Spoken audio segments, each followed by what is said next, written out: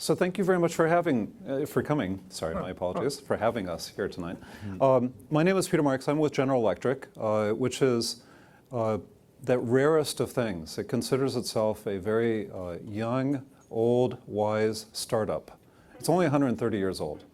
And General Electric, if you will, touches the infrastructure and healthcare of essentially the entire world. And so as such, it's a good vantage point to talk about changing urban landscapes. Before going to GE, just by way of background, I actually was the Chief Technology Officer for the city of Los Angeles. And just to really completely encapsulate it, we are actually not in Los Angeles.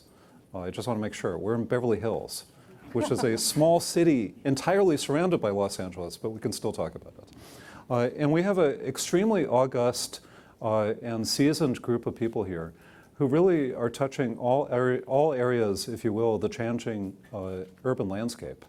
And this panel, well, let me put it this way. I just sat in on how many people here sat in on the panel around technology, the Kara Swishers folks were?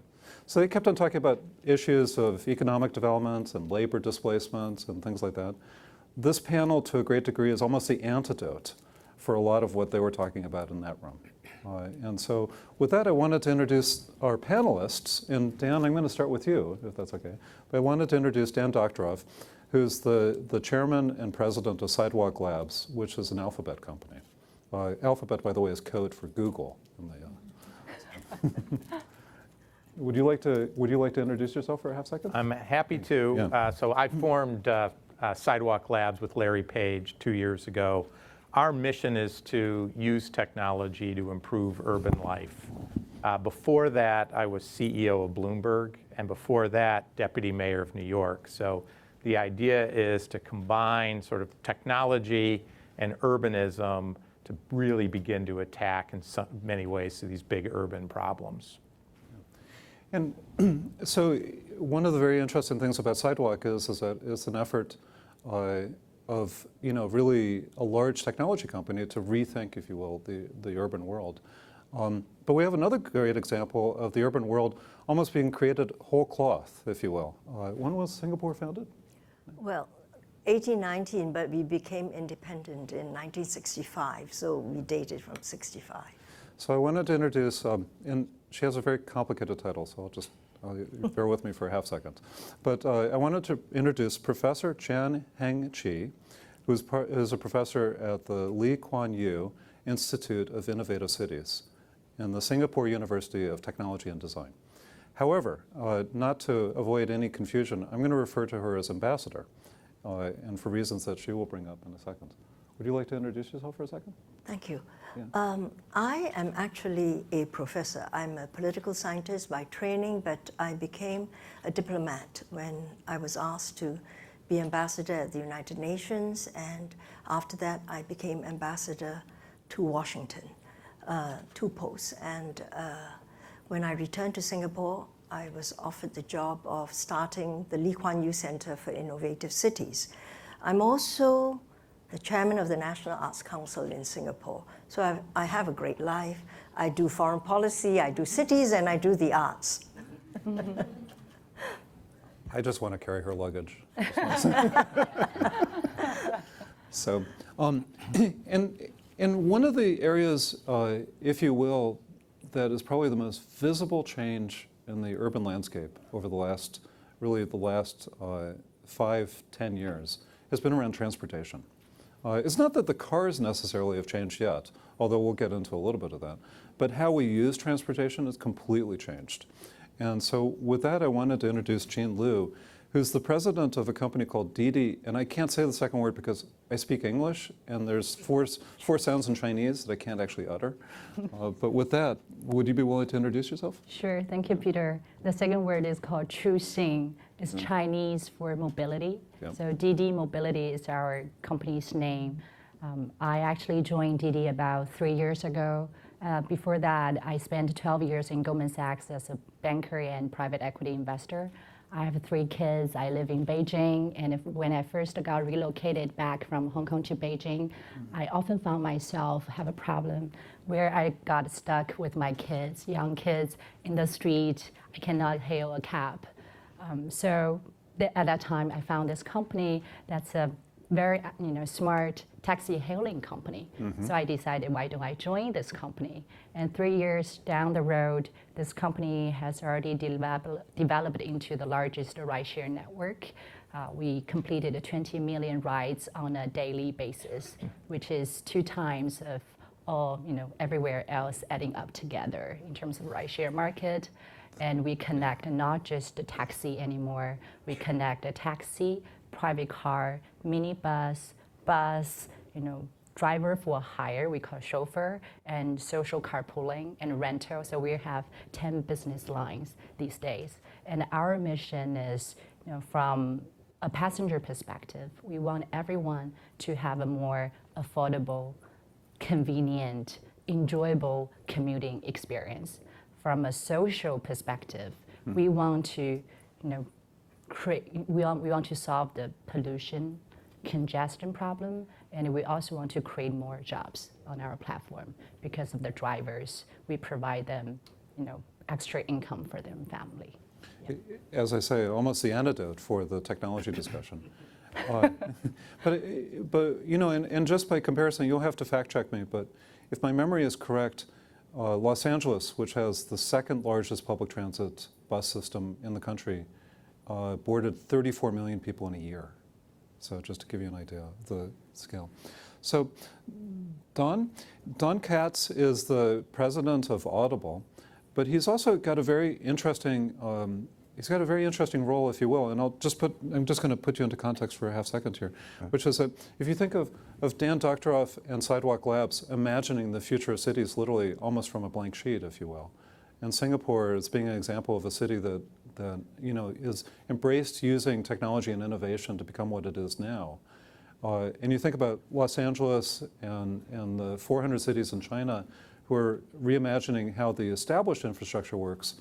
Well, Don also is the head of Newark Private Ventures, Venture Partners, my apologies, and is really thinking about economic development within distressed cities, in addition to his role working at Audible. Would you like to introduce yourself?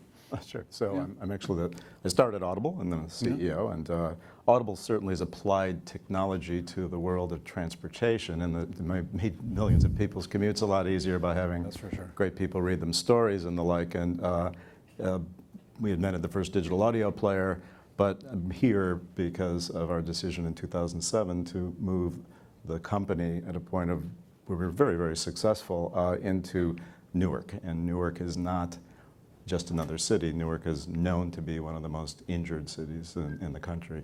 So I talk about that in context, but a lot of things changed when we made this decision, really added those without privilege to our stakeholder class, meaning actors, writers, customers, employees, and then people who need us in the urban core. And now that we're up to 16 global centers, we're trying to act somewhat differently. And part of that, Newark Venture Partners, is to simply connect a challenged city to the growth economy, which is early stage tech. And it's gone really well. The company is filled with paid interns who are from Newark, which became our rule, and Audible scholars are in college who are getting jobs through us. And it's been a real transformative thing for the company. And most companies are either in a city that's challenged, like Prudential has been in Newark forever, or they've left in droves over the last 30 years. And it's a pretty rare thing to actually move back in. And I will tell you, when I were on NASDAQ, I got calls from many, many investors saying, you are moving to a city that has, in fact, 10x the murder rate as New York City, and twice the unemployment rate, and longevity is something like 15 years less than suburbs only 5 miles away. What are you doing? And the answer was trying to explore what a company means rather than what it does. Well, but there's a little bit of an invisible, semi-visible thread of people who are going from, if you will, the private world, oftentimes very, very successful in the private world, and then actually going into the government and using the tools of the government, if you will, to go and apply private private techniques, if you will, to do public good. You know, you're not part of the government, but you're part of the fabric of the city now. But you know, both Ambassador Chan and Dan Doctoroff, you know, have both spent time in the government doing economic development. And so really my first question is around economic development, which is, what do you think that, and I'll just put it bluntly, what do you think that the tech industry should be doing to go and drive positive, and I'm going to underline the word positive, change in the urban environment?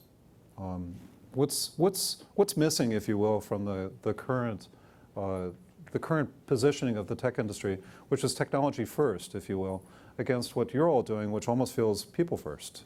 So. Well, I'd look at it on a couple of levels. The first is what's happened, and what's happened in cities like New York, where 15 years ago there was basically no tech industry whatsoever. Today, it is actually the second largest industry in terms of employment in the city. It has changed dramatically neighborhoods across the city, mostly for better, occasionally in terms of the increase in the cost of living for worse. But if you just simply look at the tax revenues that have been created, which get deployed across the rest of the city, that is, I think, a huge positive. So that's one level. And we know that cities aspire to have these workers. And I think overwhelmingly that's a very good thing. I think the bigger issue is how does technology change the urban environments in the future? And there, we actually are incredibly optimistic. It's why we're in this. Sidewalk Labs has kind of two missions. One is we are a for-profit company, but our goal is to fundamentally alter urban life to improve quality of life. Technology is meaningless unless it actually lowers cost, improves convenience, improves health outcomes, educational opportunity, social cohesion, et cetera. And our fundamental belief is that we are at the dawn of what I would describe as an urban technology revolution. That in fact it's going to be the fourth urban technology revolution in the last 200 years. The first one was prompted by the steam engine, the second one by the electric grid, the third by the automobile, and now the fourth is by digital technologies, where this combination of ubiquitous connectivity, sensing, kind of knowing where things are, advanced computing power with machine learning, artificial intelligence, social networks, and new design and fabrication technologies are going to fundamentally alter every single aspect of urban life. And that when we look back 50 years from now, none of this is going to happen quickly. The cities of today will be almost as unrecognizable as the city of 1880 was when you got to the 1930s. And that's our hypothesis, that's what our mission is, and to look at it holistically, because cities aren't separate subsystems, they are integrated systems that all have second, third, and fourth, or each one has a second, third, and fourth order effect. And we think it's only by demonstrating that combined effect that you're going to be able to see the remarkable change that technology can have. We're optimists. That's why we're in this. So, but you're essentially saying if we reimagine the city, we're going to get a completely different outcome. Well, what we're doing, and I don't want to hog everybody's time here, though, is literally trying to imagine what a city would be like if you built it, as we say, from the internet up. Right. That if you built it assuming a foundation of complete connectivity, the capacity to sensibly harvest the data, and applied that across mobility and infrastructure, the built environment, even governance, in some cases social policy. And what we imagine as we've gone through this first thought experiment, then feasibility study, and now with the intent of actually doing it, is that you can fundamentally alter every aspect of urban life. The other thing I would say is that if you look, we have a global growth problem. And I think if you look historically, what you found is that the greatest leaps in terms of growth and productivity have occurred when technology or innovation have ultimately gotten integrated into the physical environment, but it's hard, and that's what we're trying to do. So, yes. There are unintended consequences to the visionary kind of position. I know that one example would be that it was definitely true that it's greener to have foot traffic and corporations around the train station. So in New Jersey, they create the urban tax hub credits, and they begin to move corporations, $200 and $300 million of taxpayer money, into a city like Newark. But the corporations that come haven't grown a job in years. Right. There's no economic growth whatsoever, and they create a breezeway culture that, as Jane Jacobs taught in 1971, kills the inner city and actually was the problem in Detroit well before the auto industry went down. So you kind of have to be careful, and as you know well as an economic development expert, but you can definitely see, to your question about what should tech do, one of the things they can do is actually make sure they're growing jobs in the right places rather than more elite situations, because there's econometrics level research that shows that an area that's coming back with tech versus manufacturing, high school grads make more than college grads, and there's 5 jobs created for every engineering job in a changing neighborhood. So there's really interesting ways to keep an eye on the prize, but it does worry me sometimes when the futuristic stuff seems to get focused on cities that are okay. But we have such an interesting contrast, right? A clean sheet approach, which results in dramatic change, if you will. But meanwhile, DiDi is working within the context of existing cities, right? Yes. And you're almost like the middle way, if you will. Yes. And I'd love to know how DiDi is managing the disruption, the labor changes, the regulatory framework within China, if I can ask, which feels... Of course. Yeah. First of all, I think what we're here set up for is to resolve a resource issue. I think that's all mankind is facing. Everyone here in Los Angeles is enjoying what we call Los Angeles lifestyle. We have 4 million people in Los Angeles, and I believe the car ownership is close to 6 million. And this, if you think about cities like Rio, like Jakarta, like Mumbai, like Beijing, those are all cities with population of over 10 millions of people. And I think everyone would aspire a Los Angeles lifestyle, but how can we achieve there? I think technology is probably currently the ultimate way to solve that at this stage. For example, the road capacity and the parking lot cannot support the mega city anymore. It's a harsh fact right now. Well, and what we're doing using technology is, because of the data science we have invested in, we can pull people together, put more people into fewer cars. And all these cars, they're running 20 times, let's say, trips on a daily basis. So parking lot is saved. So we save as much living space and give those space to people, to parks, to hospitals, right? So that's technology, how technology help in a way. Somewhere between 40 and 60% of American cities is dedicated to roads, gas stations, parking lots. There was a study that said that St. Paul, Minnesota had 80% of its downtown dedicated to parking, as an example. Precisely. And also one more point I want to mention is about the pollution. Everyone is super concerned. I know people here complain about weather, but if you've been to the cities I've mentioned, you will know what it means by pollution and by, let's say, using the pulling people together. Right now, every day we pull 1 million trips together, and that already saves 1.4 million tons of CO2 emission on a yearly basis. And also, technology promotes electric vehicle. There's a chicken and egg issue on electric vehicle. When there's no enough charging station, people don't want to use EV. But when there are not enough EV, there won't be charging station. No one wants to invest into it. So what's the solution to it? We want to make all the cars to be shared, and these cars, they run 20 times a day. So there will be enough cars on the road, and these cars are operated by this network that promote EV.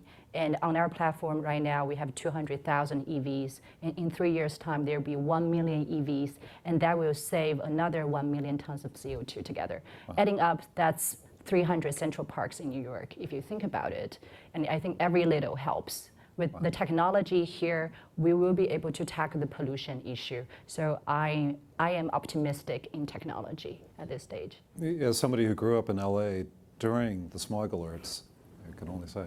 But you know, it's interesting because we're talking about almost expansion. You know, expansion is running into constraints, if you will. And there's almost no better example of you know, here another element is the best innovation happens within constraints, right? You say, here's the frame which you must work within, you get true innovation. And there's probably no better example than Singapore. You know, and I'd love to hear your thoughts on how Singapore is dealing with the rapid changes in technology, yet within a world of constraint. You're an island. Well, let me say that what I will tell you is that the revolution I'm going to talk about is just before your revolution about the internet, because we began with some basic innovation and a revolution.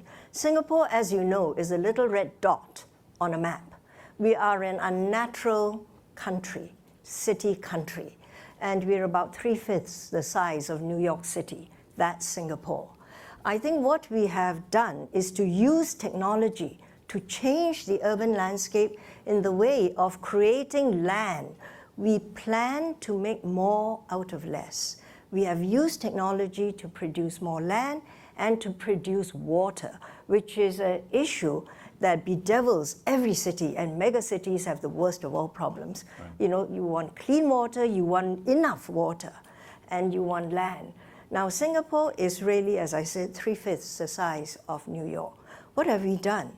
We've used technology to build outwards. We reclaim land. We build outwards, we build upwards, high-rise, and now we are building downwards.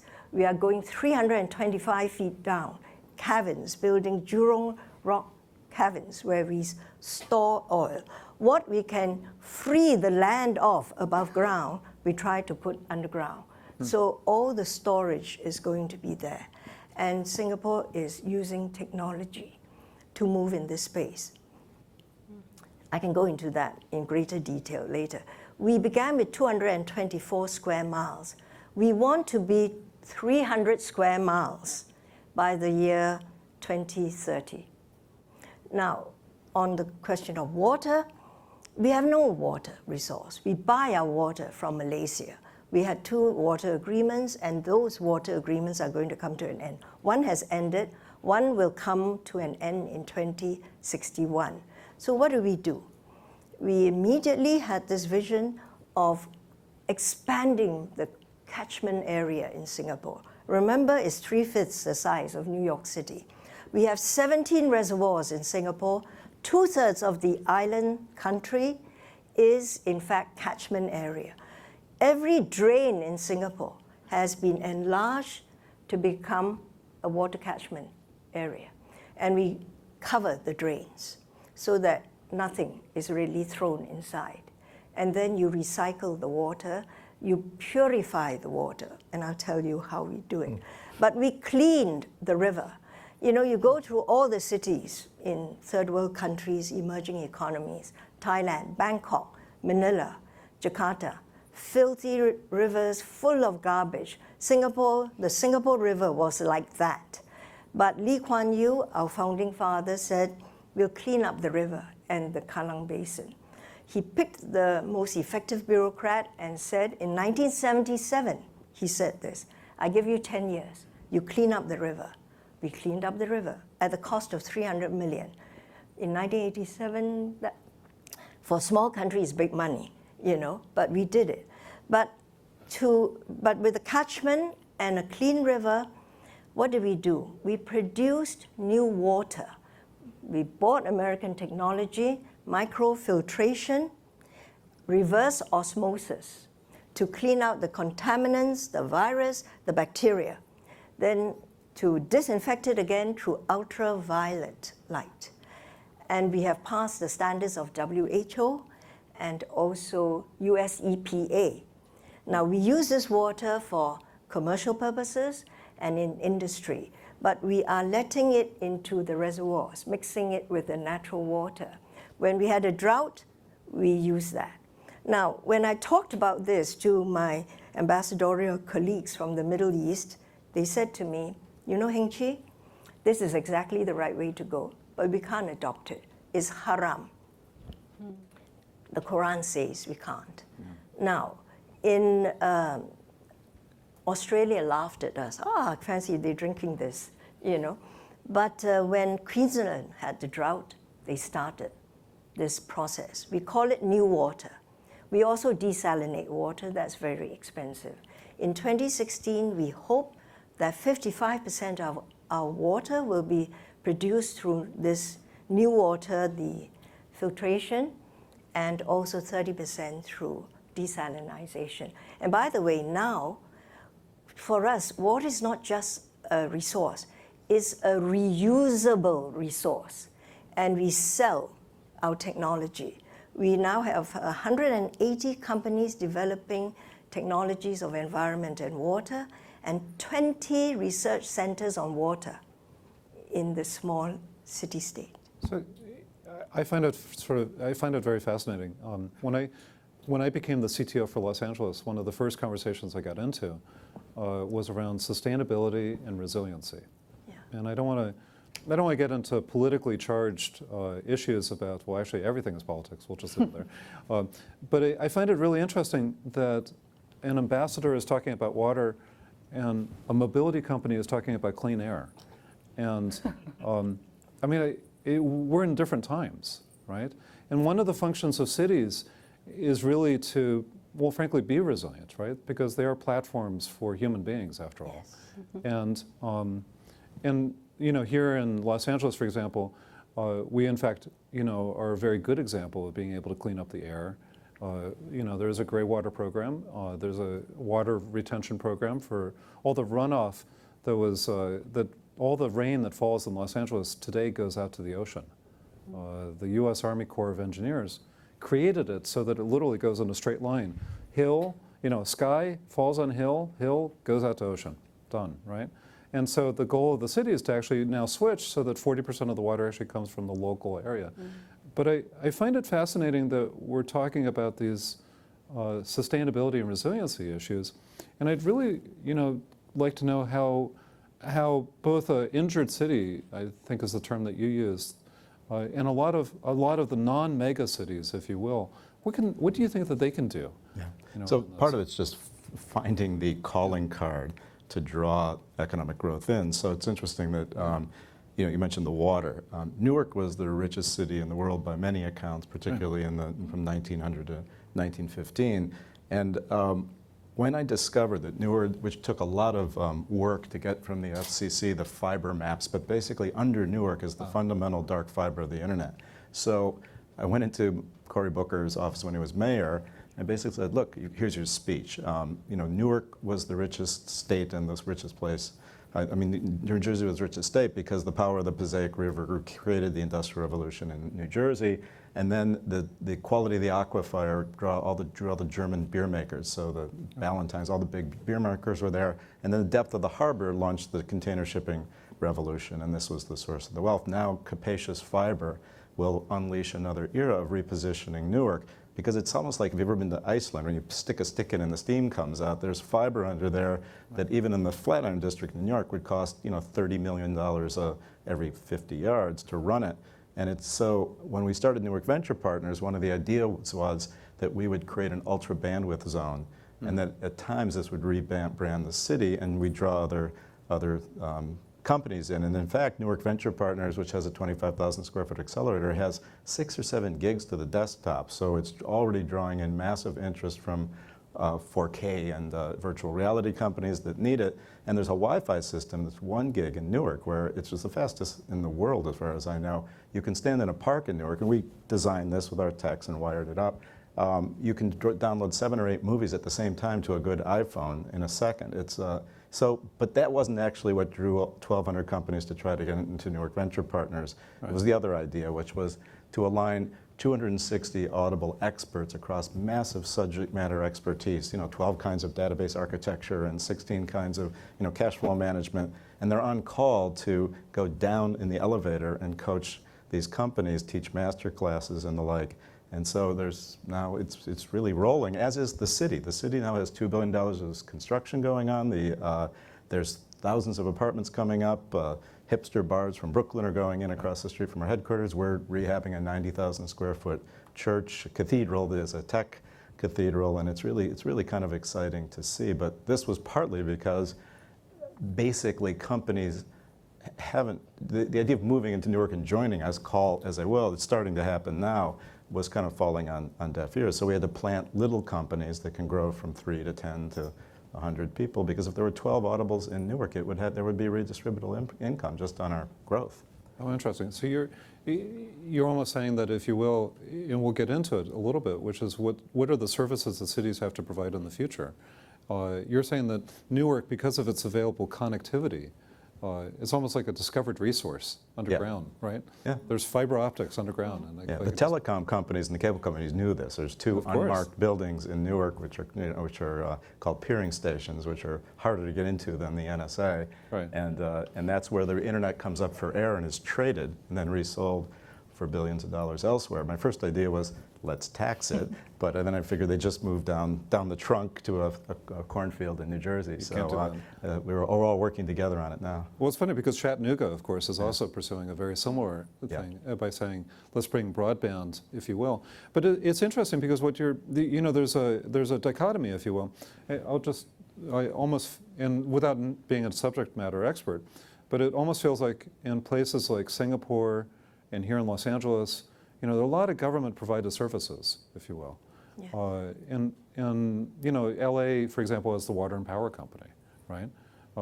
They actually own the fiber across the city. So it's really the water, power, and internet company to a certain degree. Although you may not know that, it's all B2B. And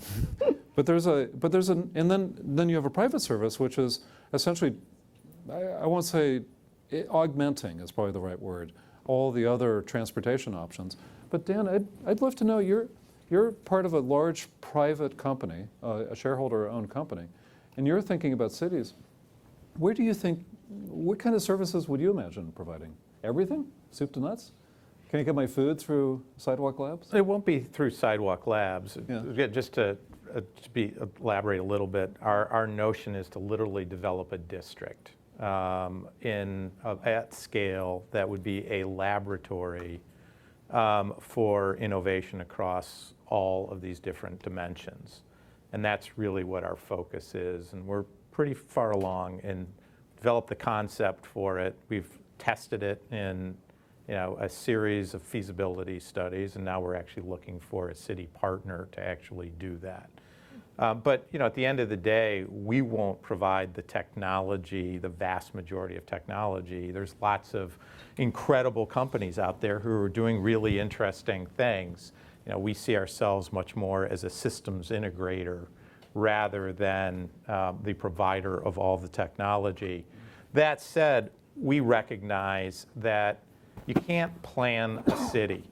Every attempt to try and just plan a city has been a failure, okay, to too precise a degree. Instead, we think of a city almost like a platform, right? Think of your smartphone as an example. It's a platform. What makes the iPhone or Android great? It's, yes, you've got a piece of hardware, there's software built into it, there's a set of design rules, but at the end of the day, what makes it great is the fact that millions of people have been creating on top of it, who are adapting as technologies and tastes and needs change over time. And so we can't predict what's exactly going to happen. We can help to get it started. We'll do that in partnership with a local jurisdiction. We've been constructed to be acutely sensitive to the needs of the political, social, economic needs of local communities, because the team that we've built really brings together the urbanists and the technologists who fundamentally don't speak to each other at all. And that's why, for example, my background is unusual and important here, is that we rebuilt New York after 9/11. We did it through hundreds of different types of things that all required acute sensitivity to the needs of people. So no, we're not going to provide every piece of technology. We're going to let people create, and that's the way we're successful. That's the way cities have evolved, is by enabling creation on top of a platform fundamentally. Think about a street grid. Street grid is nothing but a platform. Think about a street grid in New York over 200 years. The original street grid first carried horses, horse-driven carriages, streetcars, had subways underneath, regular automobiles. Now, within the next X years, self-driving vehicles. That's the way cities evolve. Yes, can I just say something here? Every city in the world wants to be a smart city. They want to innovate, they want to have an innovation park, and they know they have to use technology to be competitive. Every city is vying with another city for investment. So technology will put them ahead. In the United States, you are wealthy, so private sector can come up with new technologies. For a small country like Singapore, for a city, and for some cities, they may opt for this, that you have the city take the lead. In Singapore, the government takes the lead and provides the technology. We want to be a smart nation. And we lay the grid, provide the broadband, facilitate the use of technology, computer in every home, sensors here and there. We're into all that. But more than that, we want to make the people smart. You can have a smart city and stupid people, So you have to raise the level of people. So in fact, we are going all out so that we can make our people, especially the senior citizens, computer literate, IT literate.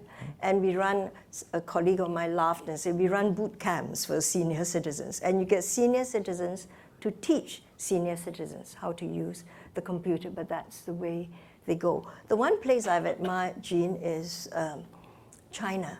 You are a centralized government, but there's a lot of innovation from below. China is so big. Someone can start something, and before you know it, you're selling to 100 million, 20 million, 50 million. It's just amazing. So would you like to talk about that? Yes, I do want to share an example how private sector can work with city planners to make cities smarter.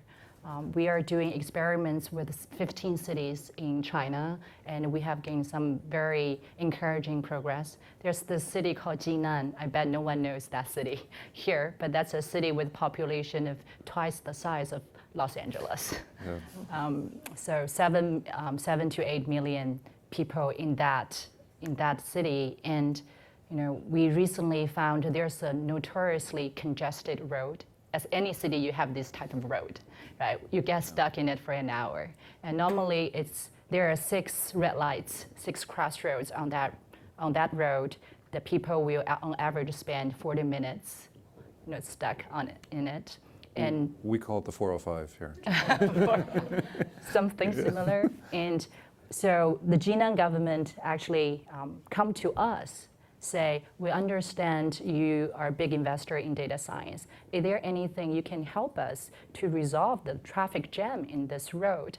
And we ask them, so what's the problem with your current system? You have the camera, you have the magnetic coil buried underneath, aided by the camera. So what's the problem? They say there are 2 problems. Number 1 is on data collection, because they're, occasionally digging in the ground to build some pipe into, under the ground, the coil get damaged all the time. So when 15% of the coil get damaged, you won't get accurate data collected.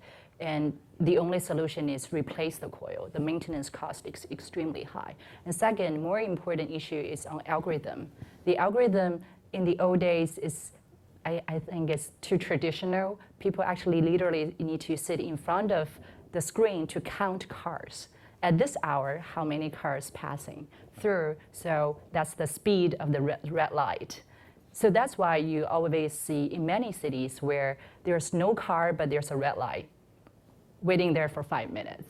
Right? I think we have all had that situations before. So that's where we come in. For a month, using our data science, the data, sending from our GPS, flowing GPS, people say, from 40 minutes they lowered to 30 minutes, so it's a significant improvement. Imagine 20 minutes saved from every day on this road. That's 120 hours saving for everyone.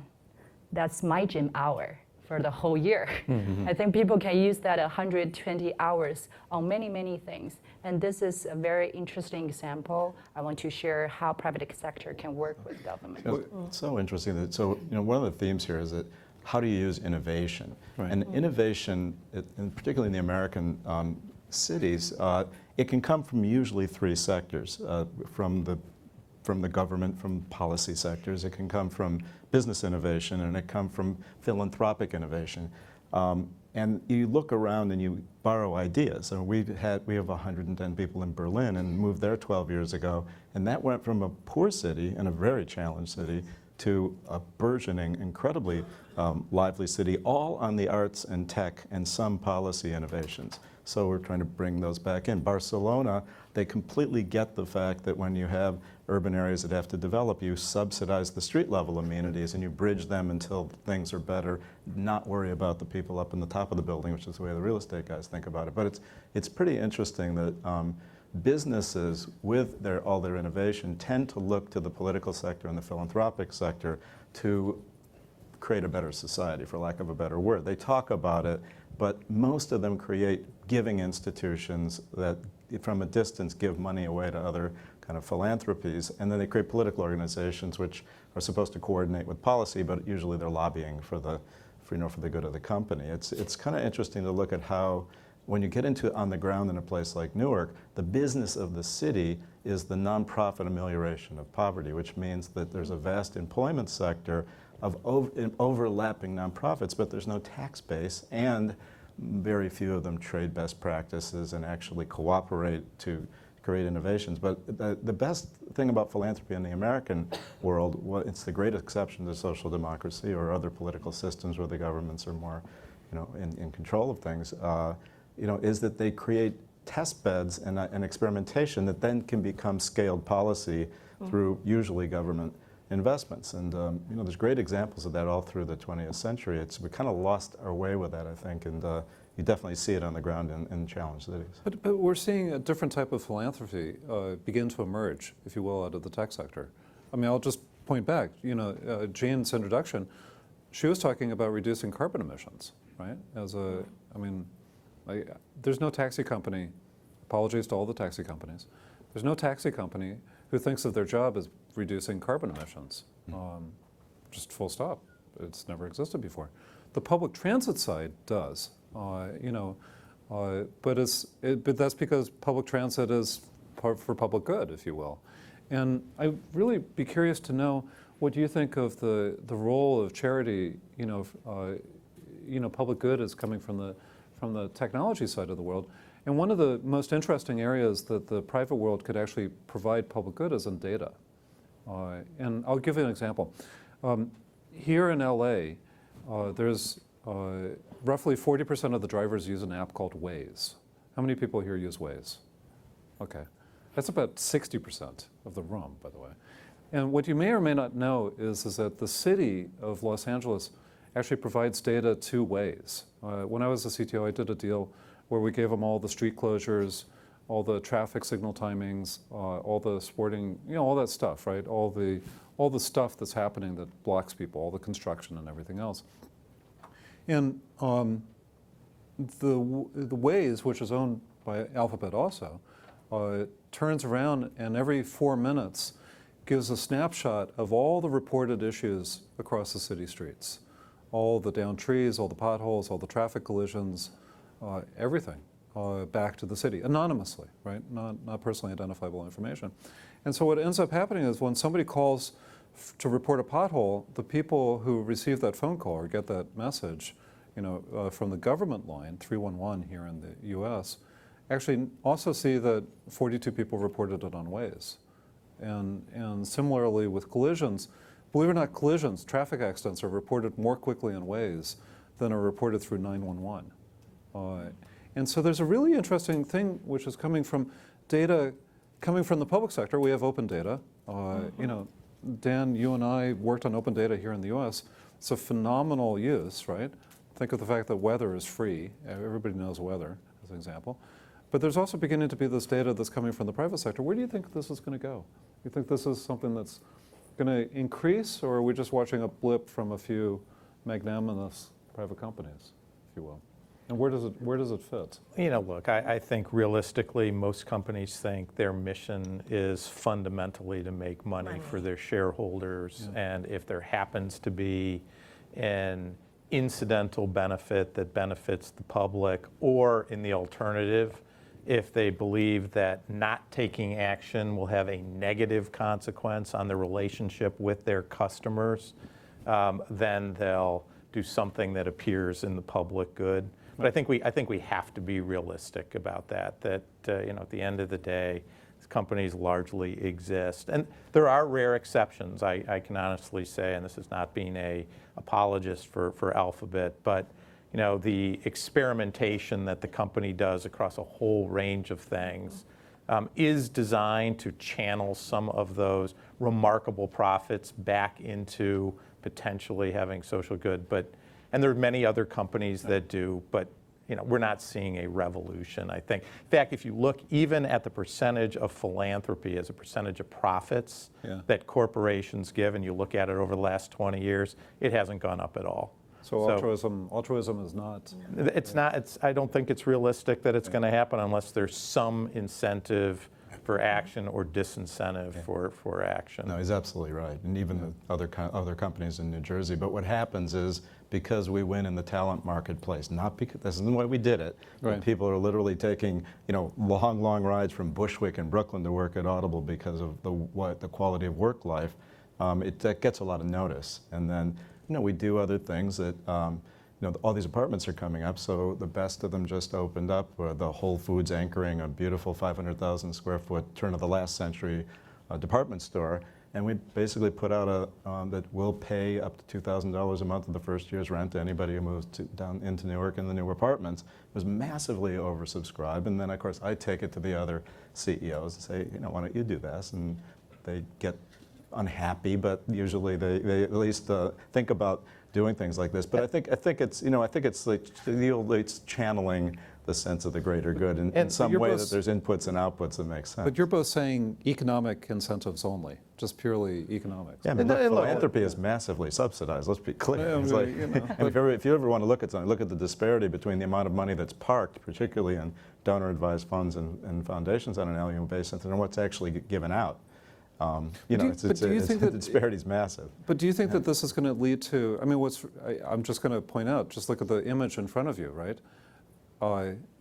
Nearest to me are representatives, if you will, that come from a centrally controlled government, and a centrally controlled government are both seeing massive change with the private world. And then on the outside, you know, we got 3 Americans here who are arguing that financial incentives are the only way to go. And no, I think we're saying for companies that their primary responsibility, as they perceive it for the most part, is to their shareholders, and that's to maximize profit. That is not to say there aren't many companies who view it more broadly, but the evidence is that companies are no more philanthropic, other than where it serves their best interest economically or financially, than they were 10 years ago, 20 years ago, or 30 years ago. There's just virtually no evidence of that. I have to say, the only the companies I've encountered in Singapore, they're all profit-driven, and they sell data, and it's very hard for me, you know, leading a research center, to get them to unlock data. Right. I have to talk and persuade them. I get some data unlocked, but they don't give. And philanthropy for them is, you know, we'll give money to the blind, the lame, the sick, you know.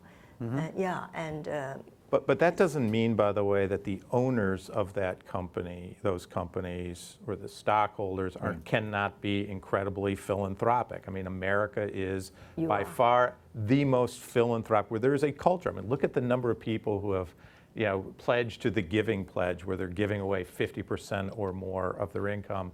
I worked for a guy, Mike Bloomberg, who literally will give away 99%, and is working across a whole set of areas who believes very passionately, as I do, that private philanthropy is really critical, particularly in dealing with the public sector, to the kind of experimentation that the public sector often won't take the risk to do.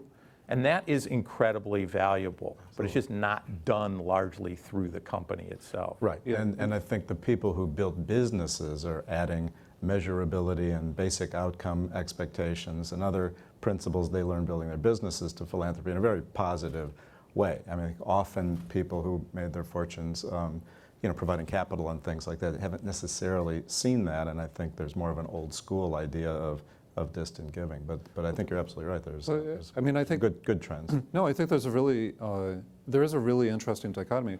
What was the estimate? I think Mike Bloomberg gave. I think the New York Times estimated $865 million during the time that he was mayor of New York, and the effects on New York have been amazing. No, I mean, he did that while he was mayor. He's picked it up since he left being mayor. Unbelievable. But he's not unique. I mean, the size is pretty unique, but that is what you can expect is people as they get more successful, as they get older, the culture of giving, and increasingly what we do see is engagement between philanthropy and cities that is most effective when it is used to experiment, whether in a school district or with economic development. That's where we see the most. But there's a challenge, and I want to get to audience questions, so we'll just close it in 1/2 second. But there's a challenge, which is that we do see conflict, if you will, a tension between the public good needing data. Trip data, as an example, is very, very hard to come by, and the transportation surveys done here in the United States consists of somebody walking out to a street corner with a clicker and counting the cars going by, if you will. In most cities, that's the way it's done, right? Yet if you go to, I won't mention company names, but if you go to a lot of companies, they actually have a tremendous amount of data that would be beneficial for the public good, and we haven't ever figured out how to resolve it. There's litigation left, right, and center over this. But I wanted to get to some audience questions. Ma'am, would you like to, could you state your name, where you're coming from, and what your question is? Sure. My name is Maria Dubravka-Pineda, and I'm an international correspondent for Global Vision. Yeah. And I'm also very involved in disability studies and disability promotion. So one of my questions is related to that. With some of the country's population aging and having a large amount of people with some type of permanent or temporary disabilities, how do you see the smart cities evolution and the integration of the smart cities networks, as well as facilitating not just mobility, but digital access? And that is one of the most important issues in this type of area that is not really being addressed systematically and systemically from the ground up. There's a lot of repairs, there are a lot of trying to bridge, but the corporations, some of them like Microsoft and others, are trying to go head on and bridge that gap between corporate and public relationships, because those populations are customers also, and also constituents for cities. So what does the panel think about it, and what needs still to be done in that respect? I mean, I'll underline this by saying that roughly 35% of households here in Los Angeles County don't have a permanent connection to the internet, just as a full example. So imagine growing up or getting old, finding a job, all that stuff without access to the internet. Or using your networks. Yeah, or using your network. But I'd love to know, I mean, Newark, you're sitting on a gold mine of fiber, as an example. And yet most poor people still think the internet is their telephone, and they pay the carriers significantly for it. But all the research shows you can't, if you don't have home access to a laptop or a desktop, that you, with Wi-Fi hotspots that we're frankly providing at this point, you can't do your homework and you can't get a job at Walmart. You basically are kind of dead in the water. So you do see those disparities. But I think you made a really interesting point about particularly the aging population. I remember when the buses started kneeling in New York. Oh, yeah. It completely changed the character of the street life on the Upper West Side. And you realized there were more people partly because of the perambulation, pace of older people, but it changed things a lot. It extended just that innovation. I remember changing things a lot, but the idea of internet access is clearly not equal, and at some point, which constituency is going to do it? So now the private sector invented Wi-Fi hotspots, and actually then you go to actually Chromebooks, which you can get now in bulk for very little money, and you can actually get them into people's houses, and then the schools are a big part of that. Newark's best thing is K-12 education, which is one of the reasons that I'm talking about dance. I'm incredibly optimistic about everything kind of working out. It's so far ahead of other cities on that, but again, you've got to basically have internet access now to do anything. So. Well, I'll just mention, we're going to go to another question quickly, but Wi-Fi is, of course, based on unlicensed spectrum, which was spectrum that was opened up by the governments, plural, if you will, to promote innovation. So just as an interesting corollary. You had a question, sir. Yeah. Sorry, there's a microphone running to you in a second. And, yeah. Sorry, you were going to say, Ambassador. I was, here. I'll come back to you. Okay. Yeah. My name is Nati Barak. I'm with Netafim. We are an Israeli-based global company. We introduced drip irrigation 52 years ago. And I'd like to bring another technology that wasn't mentioned here, and this is ag technology, and ask, what do you think about urban farming, which I know that in Singapore you are doing it, but I'm talking about New Jersey, New York, Beijing. Do you see any future to that? There's some debate. There's actually, I'll just put it within LA, there was an inventory of 8,500 locations for urban farms just here in the city of LA. But the real leader, of course, is... Well, actually, I should say that because we are really such a small city country, when in 1965, when we were independent, we said we will phase out agriculture. We will buy all our food. And that was what we did in the beginning. We'll build homes, we will build roads, infrastructure, etc. for the economy, but we'll buy all our food. 10, 15 years ago, we suddenly realized, no, there's no food security.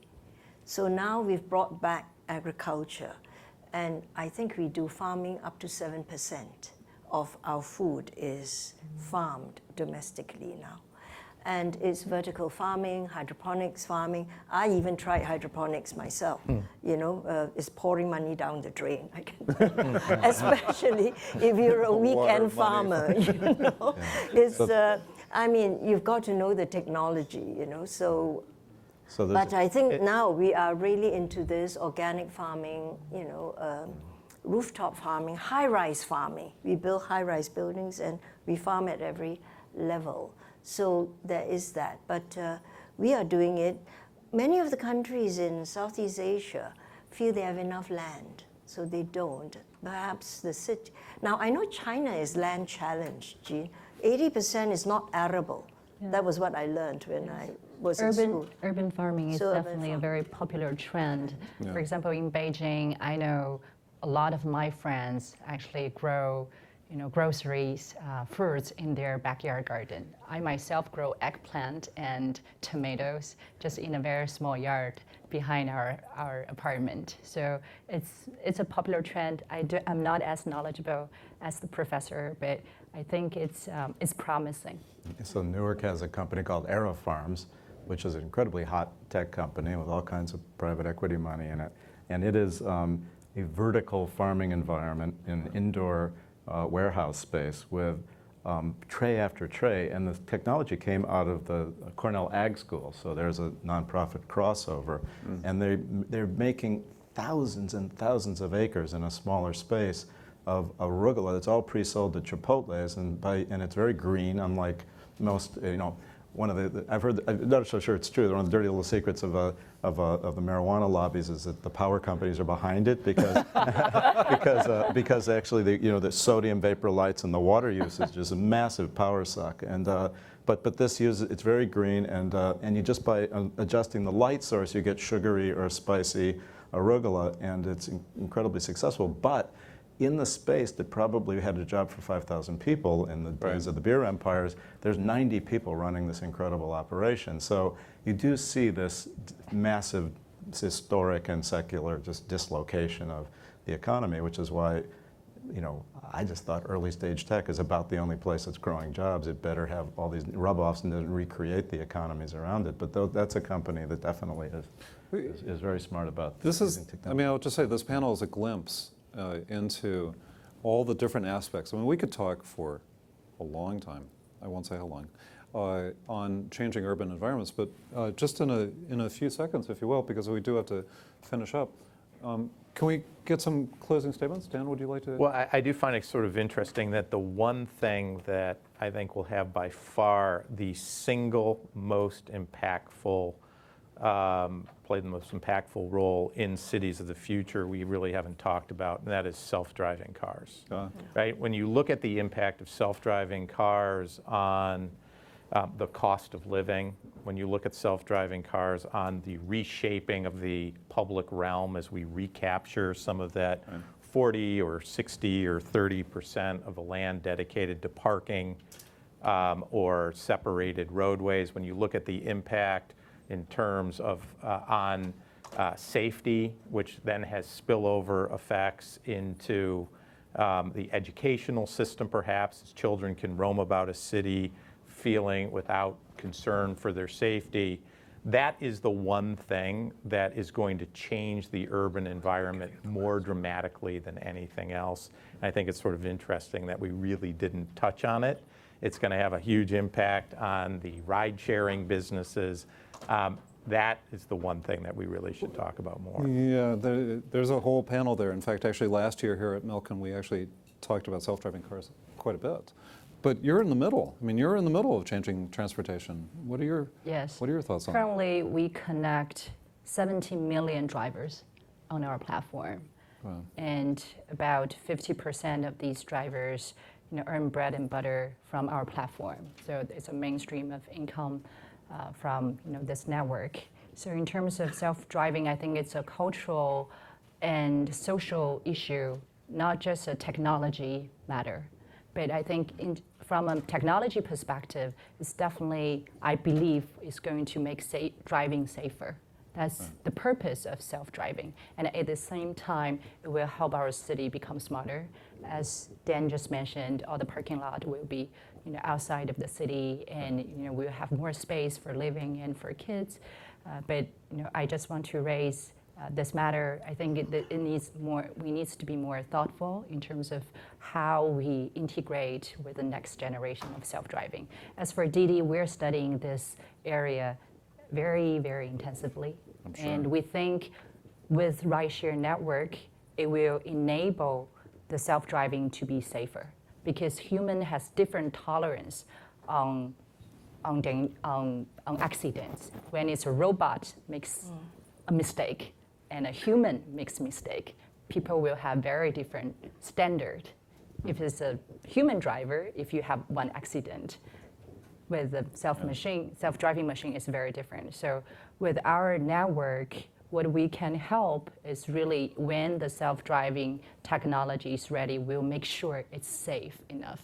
Interesting. So now dealing with the ramifications of displacement, right, of injury to a city, what are your thoughts, your closing thoughts? One thought is that as Audible grows astronomically by any content tech-driven company ever, I'm not so sure self-driving cars will be great for us in the end, but that's minor. But what the heck? I'll say Newark Venture Partners is still yet to fully close, and a little later in the summer we'll do that.